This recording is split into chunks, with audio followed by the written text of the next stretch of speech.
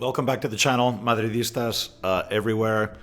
I want to give you my thoughts on the the performance against Rayo Vallecano, a 1-1 draw. This was a lazy, dozy, disinterested, irresponsible performance. I thought it was horrible.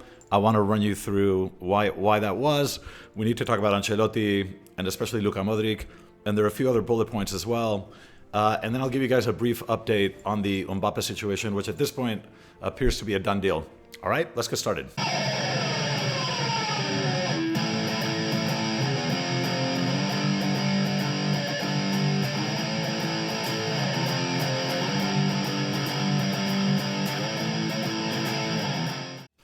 All right, let's get started with my thoughts on the Rayo match. Those of you that follow Real Madrid fairly regularly, you know that the team is, prone to these sort of games. So, last week, you have a wonderful victory, you're 5 points ahead on the table, and in the next match, you just are kind of lazy and just can't seem to find the motivation. It was one of those typical matches, which are incredibly irritating, but that do happen from time to time. But let me talk about what I think the highlights were. Now, we need to talk about Luka Modric. Now, this is a very painful conversation to have because as a Madridista, Luka has done everything for this club. He has won everything for us. He has brought us so much glory and happiness. But we have to admit that nature takes its course. Luka Modric is not a player that is capable of playing from the first minute in an away from home match of this nature. He just doesn't have it in him anymore, and it is painful to watch. In the match against Rayo, Luka Modric was completely absent. I mean, Valverde had to carry the entire midfield. You could see he was working twice as hard.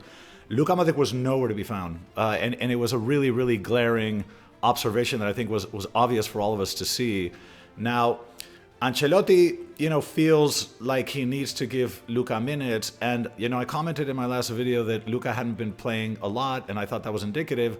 But you knew that sooner or later, Ancelotti would just feel compelled to give Luka Modric minutes out of obligation more than anything else. And I think that was very much the case here. But, if you look at this year, Real Madrid has lost 2 matches and had 5 draws. We won everything in the Champions League, every single match so far. But in every one of those draws and losses, Luka Modric was playing as a starter, and I don't think it's a coincidence. Now, he did start in other games we won, but you just feel that there isn't that command in the center of the pitch, and it's something, again, it really breaks my heart to say this, but I just don't think that Luka Modric is the type of player that can do this anymore. A couple of other observations. Okay, Fran Garcia, came from Rayo Vallecano this year, and I understand we needed another body in that position, but Fran Garcia is just not a player that has the quality to play in Real Madrid. He just doesn't. Okay, Fran Garcia runs like a chicken with his head cut off. He's fast, but he just, I never know where he's going, what he's trying to do. He rarely raises his head and makes the right pass. It's just a player that I think is just not good enough for this team. Now, Ancelotti did a couple of things that really kind of annoyed me. Okay, why do you play Toni Kroos with only like 10 minutes left in the match? Why would you do that? Why would you even reserve him? I mean, we had a whole week. We don't play against anybody until next weekend against Celta. What are you doing leaving Kroos on the bench? It's just something, knowing the condition that Modric is in and that you're playing away from home, this is something that made no sense to me. And if you're going to bring him on, do it earlier. I mean, what are you doing waiting until the last 10 minutes to bring Kroos on? It's inexplicable to me. I think Ancelotti made some very important mistakes. Another one he made, Guller. What are you doing bringing on an 18-year-old kid with 3 minutes left in an away match when you're trying to score another goal? Now, if you think that he is good enough to transform the match, bring him out earlier.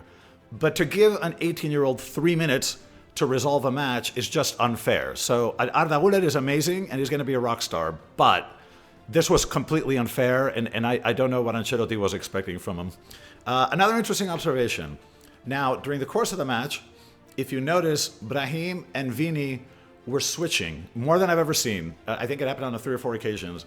Now, that's very, very, very indicative because that tells me that the Mbappe thing is done. Because I don't recall this level of switching sides. So I think he's training Vini to get used to playing on the right and to get used to moving away from the left. But I thought that was a very interesting observation.